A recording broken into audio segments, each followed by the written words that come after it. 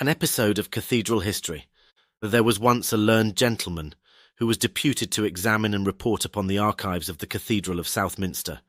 The examination of these records demanded a very considerable expenditure of time. Hence it became advisable for him to engage lodgings in the city, for though the cathedral body were profuse in their offers of hospitality, Mr. Lake felt that he would prefer to be master of his day. This was recognised as reasonable. The Dean eventually wrote advising Mr. Lake, if he were not already suited, to communicate with Mr. Warby, the principal verger, who occupied a house convenient to the church and was prepared to take in a quiet lodger for 3 or 4 weeks. Such an arrangement was precisely what Mr. Lake desired. Terms were easily agreed upon, and early in December, like another Mr. Datchery, as he remarked to himself, the investigator found himself in the occupation of a very comfortable room in an ancient and cathedral-y house, one so familiar with the customs of cathedral churches, and treated with such obvious consideration by the dean and chapter of this cathedral in particular, could not fail to command the respect of the head verger. Mr. Warby even acquiesced in certain modifications of statements he had been accustomed to offer for years to parties of visitors. Mr. Lake, on his part, found the verger a very cheery companion, and took advantage of any occasion that presented itself for enjoying his conversation when the day's work was over. One evening about 9 o'clock, Mr. Warby knocked at his lodger's door. "I've occasion," he said, "to go across to the cathedral, Mr. Lake, and I think I made you a promise when I did so next. I would give you the opportunity to see what it looks like at night time. It is quite fine and dry outside if you care to come." "To be sure I will. Very much obliged to you, Mr. Warby, for thinking of it. But let me get my coat." "Here it is, sir, and I've another lantern here that you'll find advisable for the steps, as there's no moon." "Anyone might think we were Jasper and Durdles over again, mightn't they?" said Lake, as they crossed the close, for he had ascertained that the verger had read Edwin Drood. "Well, so they might," said Mr. Warby with a short laugh, "though I don't know whether we ought to take it as a compliment. Odd ways, I often think, they had at that cathedral. Don't it seem so to you, sir? Full choral matins at 7 o'clock in the morning all the year round. Wouldn't suit our boys' voices nowadays, and I think there's 1 or 2 of the men would be applying for a rise if the chapter was to bring it in, particular the altos." They were now at the southwest door. As Mr. Warby was unlocking it, Lake said, "Did you ever find anybody locked in here by accident?" "Twice I did. One was a drunk sailor. However he got in, I don't know. I suppose he went to sleep in the service, but by the time I got to him he was praying fit to bring the roof in. Law, what a noise that man did make. Said it was the first time he'd been inside a church for 10 years, and blessed if ever he'd try it again. The other was an old sheep. Them boys it was, up to their games. That was the last time they tried it on, though. There, sir, now you see what we look like. Our late dean used now and again to bring parties in, but he preferred a moonlight night, and there was a piece of verse he'd quote to 'em, relating to a Scotch cathedral, I understand. But I don't know, I almost think the effect's better when it's all dark-like. Seems to add to the size and height. Now, if you won't mind stopping somewhere in the nave while I go up into the choir where my business lays, you'll see what I mean." Accordingly, Lake waited, leaning against a pillar, and watched the light wavering along the length of the church and up the steps into the choir, until it was intercepted by some screen or other furniture, which only allowed the reflection to be seen on the piers and roof. Not many minutes had passed before Warby reappeared at the door of the choir, and by waving his lantern signalled to Lake to rejoin him. "I suppose it is Warby and not a substitute," thought Lake to himself as he walked up the nave. There was, in fact, nothing untoward. Warby showed him the papers which he had come to fetch out of the dean's stall, and asked him what he thought of the spectacle. Lake agreed that it was well worth seeing. "I suppose," he said, as they walked towards the altar steps together, "that you're too much used to going about here at night to feel nervous. But you must get a start every now and then, don't you, when a book falls down or a door swings to?" "No, Mr. Lake, I can't say I think much about noises. Not nowadays. I'm much more afraid of finding an escape of gas or a burst in the stovepipes than anything else. Still, there have been times, years ago. Did you notice that plain altar tomb there, 15th century we say it is, I don't know if you agree to that. Well, if you didn't look at it, just come back and give it a glance if you'd be so good." It was on the north side of the choir, and rather awkwardly placed, only about 3 feet from the enclosing stone screen. Quite plain, as the verger had said, but for some ordinary stone panelling. A metal cross of some size on the northern side, that next to the screen, was the solitary feature of any interest.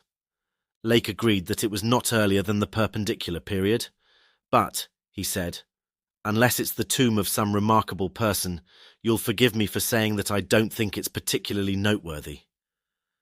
Well, I can't say as it is the tomb of anybody noted in history, said Warby, who had a dry smile on his face, for we don't own any record whatsoever of who it was put up to. For all that, if you've half an hour to spare, sir. When we get back to the house, Mr. Lake, I could tell you a tale about that tomb. I won't begin on it now. It strikes cold here, and we don't want to be dawdling about all night. Of course I should like to hear it immensely. Very well, sir, you shall. Now, if I might put a question to you, he went on as they passed down the choir aisle, in our little local guide, and not only there, but in the little book on our cathedral in the series, you'll find it stated that this portion of the building was erected previous to the 12th century. Now, of course, I should be glad enough to take that view, but, mind the step, sir. But, I put it to you, does the lay of the stone ear in this portion of the wall, which he tapped with his key, does it to your eye carry the flavour of what you might call Saxon masonry? No, I thought not. No more it does to me. Now, if you'll believe me, I've said as much to those men. One's the librarian of our Free Library here, and the other came down from London on purpose. 50 times, if I have once. But I might just as well have talked to that bit of stonework. But there it is. I suppose everyone's got their opinions. The discussion of this peculiar trait of human nature occupied Mr. Warby almost up to the moment when he and Lake re-entered the former's house. The condition of the fire in Lake's sitting room led to a suggestion from Mr. Warby that they should finish the evening in his own parlour. We find them accordingly settled there some short time afterwards. Mr. Warby made his story a long one, and I will not undertake to tell it wholly in his own words or in his own order. Lake committed the substance of it to paper immediately after hearing it, together with some few passages of the narrative, which had fixed themselves verbatim in his mind. I shall probably find it expedient to condense Lake's record to some extent. Mr. Warby was born, it appeared, about the year 1828. His father before him had been connected with the cathedral, and likewise his grandfather. One or both had been choristers, and in later life both had done work as mason and carpenter respectively about the fabric. Warby himself, though possessed, as he frankly acknowledged, of an indifferent voice, had been drafted into the choir at about 10 years of age. It was in 1840 that the wave of the Gothic revival smote the cathedral of Southminster. There was a lot of lovely stuff went then, sir, said Warby with a sigh. My father couldn't hardly believe it when he got his orders to clear out the choir. There was a new dean just come in, Dean Burscough it was, and my father had been prenticed to a good firm of joiners in the city and knew what good work was when he saw it. Cruel it was, he used to say. All that beautiful wainscot oak as good as the day it was put up, and garlands like of foliage and fruit, and lovely old gilding work on the coats of arms and the organ pipes. All went to the timber yard, every bit except some little pieces worked up in the Lady Chapel, and here in this over-mantle. Well, I may be mistook, but I say our choir never looked as well since. Still, there was a lot found out about the history of the church, and no doubt, but what it did stand in need of repair. There was very few winters passed but what we'd lose a pinnacle. Mr. Lake expressed his concurrence with Warby's views of restoration, but owns to a fear about this point lest the story proper should never be reached. Possibly this was perceptible in his manner. Warby hastened to reassure him, not but what I could carry on about that topic for hours at a time, and do when I see my opportunity. But Dean Burscough, he was very set on the Gothic period, and nothing would serve him but everything must be made agreeable to that. And one morning after service he appointed for my father to meet him in the choir, and he came back after he'd taken off his robes in the vestry, and he'd got a roll of paper with him and the verger, that was then brought in a table, and they begun spreading it out on the table with prayer books to keep it down, and my father helped him, and he saw it was a picture of the inside of a choir in a cathedral. And the dean, he was a quick-spoken gentleman, he says, "Well, Warby, what do you think of that?" "Why," says my father, "I don't think I have the pleasure of knowing that view. Would that be Hereford Cathedral, Mr. Dean?" "No, Warby," says the dean. "That's Southminster Cathedral, as we hope to see it before many years." Indeed, sir, says my father, and that was all he did say, leastways to the dean. But he used to tell me he felt really faint in himself when he looked round our choir as I can remember it, all comfortable and furnished like, and then see this nasty little dry picture, as he called it, drawn out by some London architect. Well, there I am again. But you'll see what I mean if you look at this old view. Warby reached down a framed print from the wall. Well, the long and the short of it was that the dean he handed over to my father a copy of an order of the chapter that he was to clear out every bit of the choir, make a clean sweep, ready for the new work that was being designed up in town, and he was to put it in hand as soon as ever he could get the breakers together. Now then, sir, if you look at that view, you'll see where the pulpit used to stand. That's what I want you to notice, if you please. It was indeed easily seen. An unusually large structure of timber with a domed sounding board standing at the east end of the stalls on the north side of the choir, facing the bishop's throne. Warby proceeded to explain that during the alterations, services were held in the nave, the members of the choir being thereby disappointed of an anticipated holiday, and the organist in particular incurring the suspicion of having wilfully damaged the mechanism of the temporary organ that was hired at considerable expense from London. The work of demolition began with the choir screen and organ loft, and proceeded gradually eastwards, disclosing, as Warby said, many interesting features of older work. While this was going on, the members of the chapter were, naturally, in and about the choir a great deal, and it soon became apparent to the elder Warby, who could not help overhearing some of their talk, that, on the part of the senior canons especially, there must have been a good deal of disagreement before the policy now being carried out had been adopted. Some were of opinion that they should catch their deaths of cold in the return stalls, unprotected by a screen from the draughts in the nave. Others objected to being exposed to the view of persons in the choir aisles, especially, they said, during the sermons, when they found it helpful to listen in a posture which was liable to misconstruction. The strongest opposition, however, came from the oldest of the body, who up to the last moment objected to the removal of the pulpit. "You ought not to touch it, Mr. Dean," he said with great emphasis one morning when the two were standing before it. "You don't know what mischief you may do." "Mischief? It's not a work of any particular merit, Canon." "Don't call me Canon," said the old man with great asperity. "That is, for 30 years I've been known as Dr. Ayloff, and I shall be obliged, Mr. Dean, if you would kindly humour me in that matter. And as to the pulpit, which I've preached from for 30 years, though I don't insist on that, all I'll say is, I know you're doing wrong in moving it. But what sense could there be, my dear doctor, in leaving it where it is, when we're fitting up the rest of the choir in a totally different style? What reason could be given, apart from the look of the thing?" Reason, said old Dr. Ayloff. "If you young men, if I may say so without any disrespect, Mr. Dean, if you'd only listen to reason a little and not be always asking for it, we should get on better. But there, I've said my say."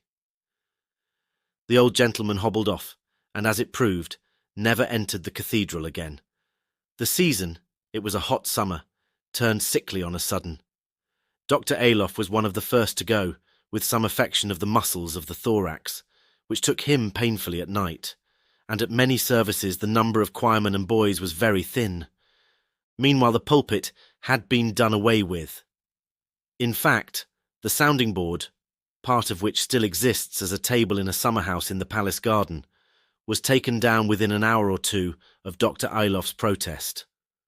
The removal of the base, not effected without considerable trouble, disclosed to view, greatly to the exultation of the restoring party, an altar tomb, the tomb, of course, to which Warby had attracted Lake's attention that same evening.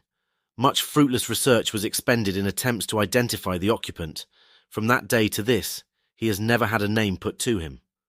The structure had been most carefully boxed in under the pulpit base, so that such slight ornament as it possessed was not defaced.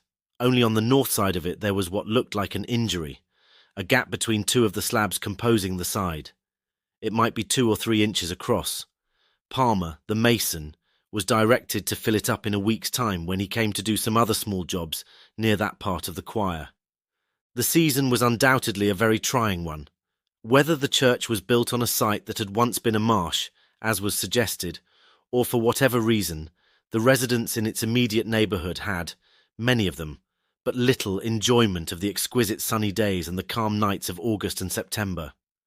To several of the older people, Dr. Alof among others, as we have seen, the summer proved downright fatal, but even among the younger few escaped either a sojourn in bed for a matter of weeks, or at the least a brooding sense of oppression, accompanied by hateful nightmares. Gradually there formulated itself a suspicion, which grew into a conviction, that the alterations in the cathedral had something to say in the matter.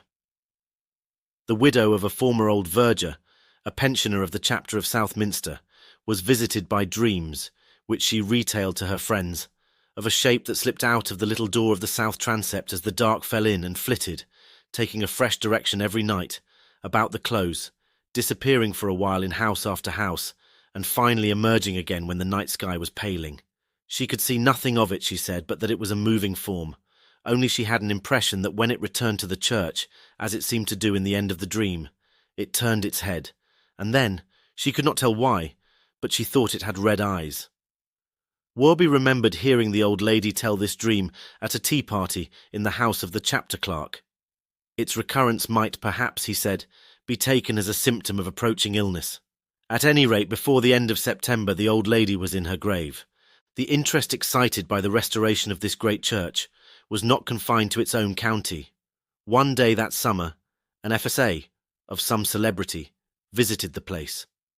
His business was to write an account of the discoveries that had been made for the Society of Antiquaries, and his wife, who accompanied him, was to make a series of illustrative drawings for his report. In the morning she employed herself in making a general sketch of the choir. In the afternoon she devoted herself to details. She first drew the newly exposed altar tomb, and when that was finished, she called her husband's attention to a beautiful piece of diaper ornament on the screen just behind it, which had, like the tomb itself, been completely concealed by the pulpit. Of course, he said, an illustration of that must be made. So she seated herself on the tomb and began a careful drawing which occupied her till dusk. Her husband had by this time finished his work of measuring and description, and they agreed that it was time to be getting back to their hotel. "You may as well brush my skirt, Frank," said the lady. "It must have got covered with dust, I'm sure." He obeyed dutifully, but after a moment he said, "I don't know whether you value this dress particularly, my dear, but I'm inclined to think it's seen its best days. There's a great bit of it gone." "Gone? Where?" said she. "I don't know where it's gone, but it's off at the bottom edge behind here." She pulled it hastily into sight, and was horrified to find a jagged tear extending some way into the substance of the stuff. "Very much," she said, as if a dog had rent it away. The dress was, in any case, hopelessly spoilt, to her great vexation, and though they looked everywhere, the missing piece could not be found. There were many ways, they concluded, in which the injury might have come about, for the choir was full of old bits of woodwork with nails sticking out of them. Finally, they could only suppose that one of these had caused the mischief, and that the workmen, who had been about all day, had carried off the particular piece with the fragment of dress still attached to it. It was about this time, Warby thought, that his little dog began to wear an anxious expression when the hour for it to be put into the shed in the backyard approached. For his mother had ordained that it must not sleep in the house. One evening, he said, when he was just going to pick it up and carry it out, it looked at him like a Christian and waved its, and, I was going to say, well, you know how they do carry on sometimes, and the end of it was I put it under my coat and huddled it upstairs, and I'm afraid I as good as deceived my poor mother on the subject. After that, the dog acted very artful with hiding itself under the bed for half an hour or more before bedtime came, and we worked it so as my mother never found out what we'd done. Of course, Warby was glad of its company anyhow, but more particularly when the nuisance that is still remembered in Southminster as the crying set in. Night after night, said Warby, that dog seemed to know it was coming. He'd creep out, he would, and snuggle into the bed and cuddle right up to me shivering, and when the crying come, he'd be like a wild thing, shoving his head under my arm, and I was fully near as bad. 6 or 7 times we'd hear it, not more, and when he'd draw out his head again, I'd know it was over for that night. What was it like, sir? Well, I never heard but one thing that seemed to hit it off. I happened to be playing about in the close, and there was two of the canons met and said good morning, one to another. Sleep well last night, says one. It was Mr. Henslow, that one, and Mr. Lyle was the other. Can't say I did, says Mr. Lyle, rather too much of Isaiah 34:14 for me. 34:14, says Mr. Henslow. What's that? You call yourself a Bible reader, says Mr. Lyle. Mr. Henslow, you must know, he was one of what used to be termed Simeon's lot, pretty much what we should call the evangelical party. You go and look it up. I wanted to know what he was getting at myself, and so off I ran home and got out my own Bible, and there it was. The satyr shall cry to his fellow. Well, I thought, is that what we've been listening to these past nights? And I tell you, it made me look over my shoulder a time or two. Of course, I'd asked my father and mother about what it could be before that, but they both said it was most likely cats, but they spoke very short and I could see they was troubled. My word, that was a noise, 'ungry-like, as if it was calling after someone that wouldn't come. If ever you felt you wanted company, it would be when you was waiting for it to begin again. I believe 2 or 3 nights there was men put on to watch in different parts of the close, but they all used to get together in one corner, the nearest they could to the high street, and nothing came of it. Well, the next thing was this. Me and another of the boys. He's in business in the city now as a grocer, like his father before him. We'd gone up in the close after morning service was over, and we heard old Palmer the mason bellowing to some of his men. So we went up nearer because we knew he was a rusty old chap and there might be some fun going. It appears Palmer'd told this man to stop up the chink in that old tomb. Well, there was this man keeping on saying he'd done it the best he could, and there was Palmer carrying on like all possessed about it. Call that making a job of it? He says. If you had your rights, you'd get the sack for this. What do you suppose I pay you your wages for? What do you suppose I'm going to say to the dean and chapter when they come round, as come they may do any time, and see where you've been bungling about covering the old place with mess and plaster, and Lord knows what? Well, master, I'd done the best I could, says the man. I don't know no more than what you do how it come to fall out this way. I tamped it right in the hole, he says, and now it's fell out, he says. I never see. Fell out, says old Palmer. Why, it's nowhere near the place, blowed out, you mean. And he picked up a bit of plaster, and so did I, that was laying up against the screen, 3 or 4 feet off, and not dry yet. And old Palmer, he looked at it curious-like, and then he turned round on me and he says, Now then, you boys, have you been up to some of your games here? No, I says. I haven't, Mr. Palmer. There's none of us been about here till just this minute. And while I was talking, the other boy, Evans, he got looking in through the chink, and I heard him draw in his breath, and he came away sharp and up to us, and says he, I believe there's something in there. I saw something shiny. What, I dare say, says old Palmer. Well, I ain't got time to stop about there. You, William, you go off and get some more stuff and make a job of it this time. If not, there'll be trouble in my yard, he says. So the man he went off, and Palmer too, and us boys stopped behind, and I says to Evans, Did you really see anything in there? Yes, he says, I did indeed. So then I says, Let's shove something in and stir it up.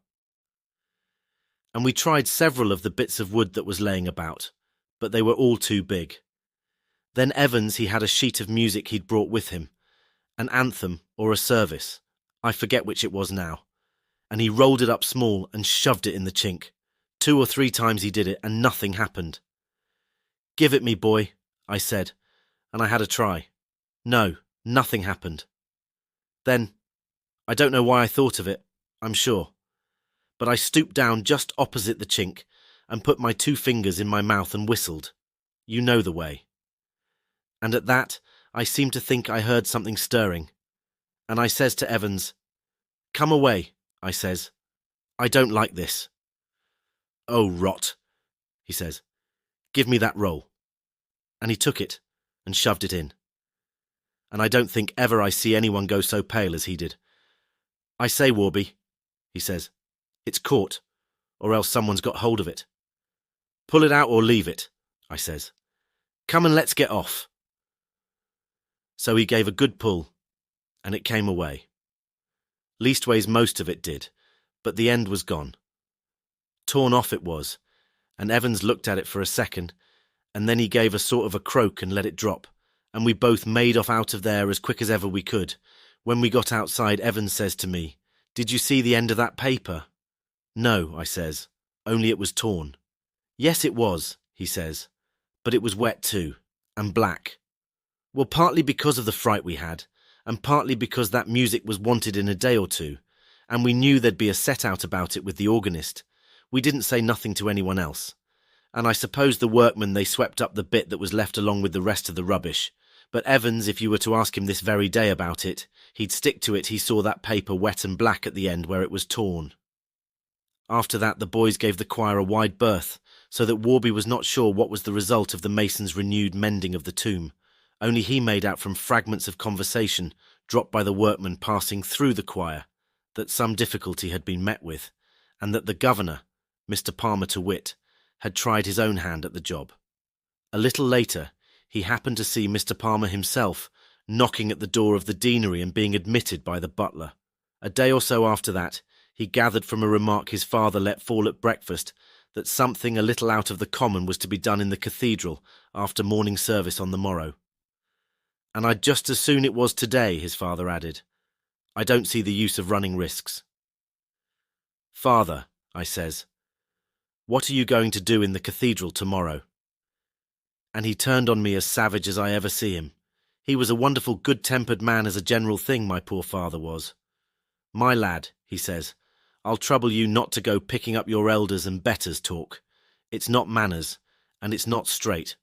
What I'm going to do or not going to do in the cathedral tomorrow is none of your business, and if I catch sight of you hanging about the place tomorrow after your work's done, I'll send you home with a flea in your ear. Now you mind that." Of course I said I was very sorry, and that, and equally, of course, I went off and laid my plans with Evans. We knew there was a stair up in the corner of the transept, which you can get up to the triforium, and in them days the door to it was pretty well always open, and even if it wasn't, we knew the key usually laid under a bit of matting hard by. So we made up our minds we'd be putting away music and that, next morning while the rest of the boys was clearing off, and then slip up the stairs and watch from the triforium if there was any signs of work going on. Well, that same night I dropped off asleep as sound as a boy does, and all of a sudden the dog woke me up, coming into the bed, and thought now we're going to get it sharp, for he seemed more frightened than usual. After about 5 minutes, sure enough came this cry. I can't give you no idea what it was like. And so near too, nearer than I'd heard it yet. And a funny thing, Mr. Lake, you know what a place this close is for an echo, and particular if you stand this side of it. Well, this crying never made no sign of an echo at all. But as I said, it was dreadful near this night, and on the top of the start I got with hearing it, I got another fright, for I heard something rustling outside in the passage. Now to be sure I thought I was done, but I noticed the dog seemed to perk up a bit, and next there was someone whispered outside the door, and I very near laughed out loud, for I knew it was my father and mother that had got out of bed with the noise. "Whatever is it?" says my mother. "Hush! I don't know," says my father, excited like. "Don't disturb the boy. I hope he didn't hear nothing." So me knowing they were just outside, it made me bolder, and I slipped out of bed across to my little window, giving on the close, but the dog he bored right down to the bottom of the bed, and I looked out. First go off I couldn't see anything. Then right down in the shadow under a buttress I made out what I shall always say was 2 spots of red. A dull red it was, nothing like a lamp or a fire, but just so as you could pick 'em out of the black shadow. I hadn't but just sighted 'em when it seemed we wasn't the only people that had been disturbed, because I see a window in a house on the left-hand side become lighted up and the light moving. I just turned my head to make sure of it and then looked back into the shadow for those 2 red things, and they were gone, and for all I peered about and stared, there was not a sign more of them. Then come my last fright that night. Something come against my bare leg, but that was all right. That was my little dog had come out of bed and prancing about, making a great to-do, only holding his tongue, and me seeing he was quite in spirits again. I took him back to bed and we slept the night out.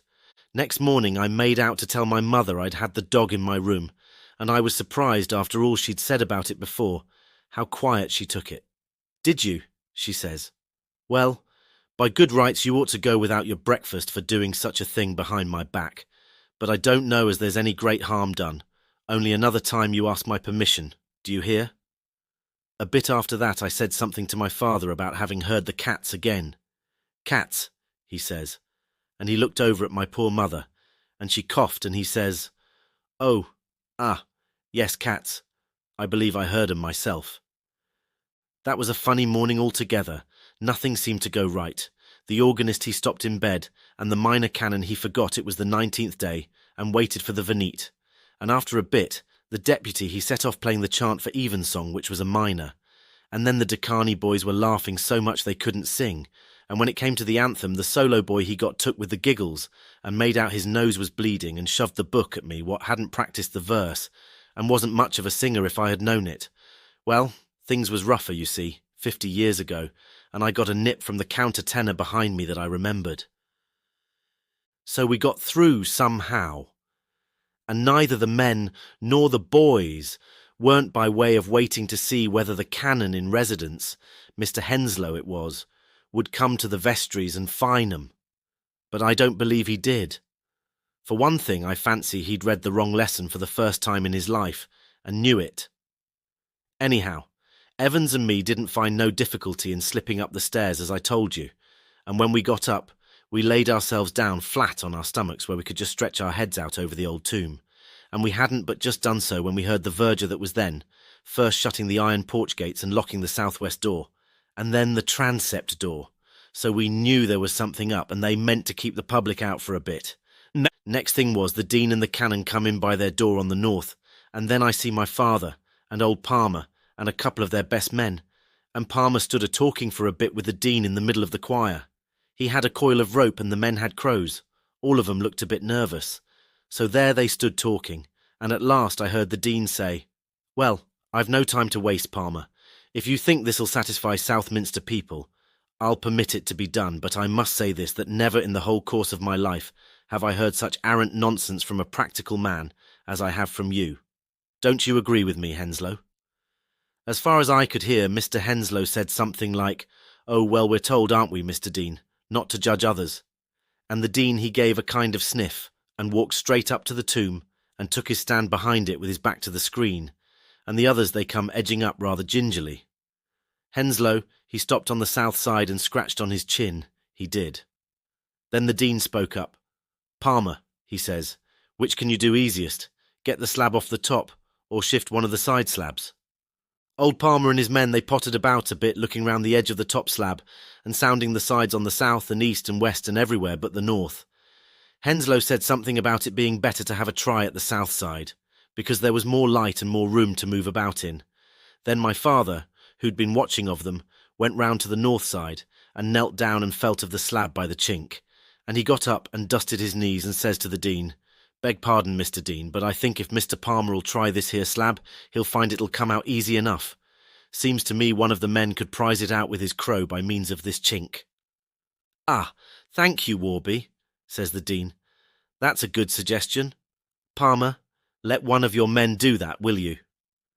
So the man come round and put his bar in and bore on it, and just that minute when they were all bending over, and we boys got our heads well out over the edge of the triforium, there come a most fearful crash down at the west end of the choir, as if a whole stack of big timber had fallen down a flight of stairs. Well, you can't expect me to tell you everything that happened all in a minute. Of course, there was a terrible commotion. I heard the slab fall out, and the crowbar on the floor, and I heard the dean say, "Good God!" When I looked down again, I saw the dean tumbled over on the floor. The men was making off down the choir. Henslow was just going to help the dean up. Palmer was going to stop the men, as he said afterwards. And my father was sitting on the altar step with his face in his hands. The dean, he was very cross. "I wish to goodness you'd look where you're coming to, Henslow," he says. "Why you should all take to your heels when a stick of wood tumbles down, I cannot imagine." And all Henslow could do, explaining he was right away on the other side of the tomb, would not satisfy him. Then Palmer came back and reported there was nothing to account for this noise, and nothing seemingly fallen down, and when the dean finished feeling of himself they gathered round, except my father. He sat where he was, and someone lighted up a bit of candle and they looked into the tomb. "Nothing there," says the dean. What did I tell you? Stay. Here's something. What's this? A bit of music paper and a piece of torn stuff. Part of a dress, it looks like. Both quite modern, no interest whatever. Another time perhaps you'll take the advice of an educated man, or something like that. And off he went, limping a bit, and out through the north door. Only as he went, he called back, angry, to Palmer for leaving the door standing open. Palmer called out, "Very sorry, sir," but he shrugged his shoulders, and Henslow says, "I fancy Mr. Dean's mistaken. I closed the door behind me, but he's a little upset." Then Palmer says, "Why, where's Warby?" And they saw him sitting on the step and went up to him. He was recovering himself, it seemed, and wiping his forehead, and Palmer helped him up onto his legs, as I was glad to see. They were too far off for me to hear what they said, but my father pointed to the north door in the aisle, and Palmer and Henslow, both of them, looked very surprised and scared. After a bit, my father and Henslow went out of the church, and the others made what haste they could to put the slab back and plaster it in. And about as the clock struck 12, the cathedral was opened again, and us boys made the best of our way home.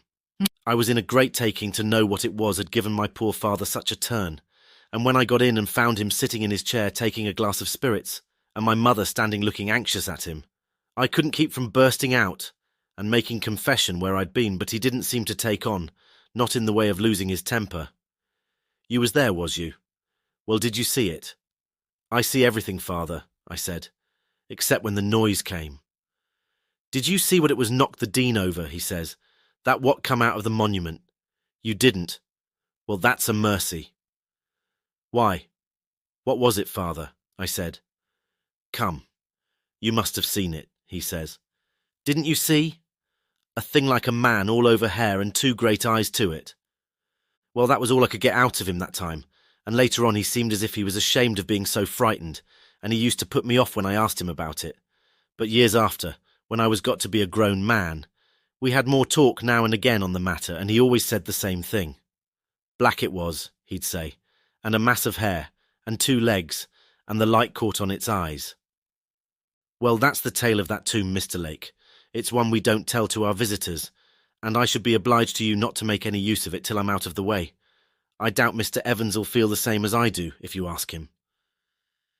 This proved to be the case, but over 20 years have passed by, and the grass is growing over both Warby and Evans, so Mr. Lake felt no difficulty about communicating his notes, taken in 1890, to me. He accompanied them with a sketch of the tomb, and a copy of the short inscription on the metal cross, which was affixed at the expense of Dr. Lisle to the centre of the northern side. It was from the Vulgate of Isaiah 34, and consisted merely of the 3 words, Ibai Kubavit Lamia.